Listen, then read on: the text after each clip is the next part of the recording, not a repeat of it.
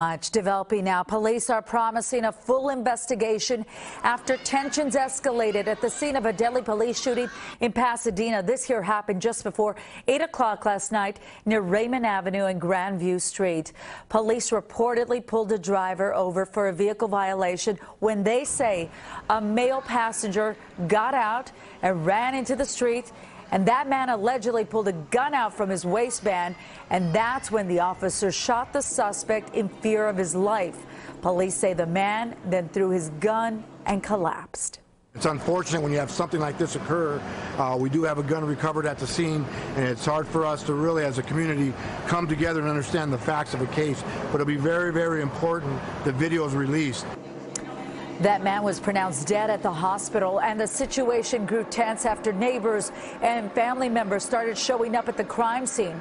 Police say a man was also tased after he tried fighting with officers. The crowd, which included an 11-year-old boy, was also pepper sprayed, and police say a woman pepper sprayed an officer as well. We're angry. We're upset. My grandmother's 90 years old and had to go to the hospital just to say that her grandson was dead. You know, everybody's upset, and the next thing you do, they spray in the crowd and spray into him, and they see him standing there like, look at him. This is sad. This is horrible. Like, the things that they're doing to our community, like, I don't even understand this nonsense.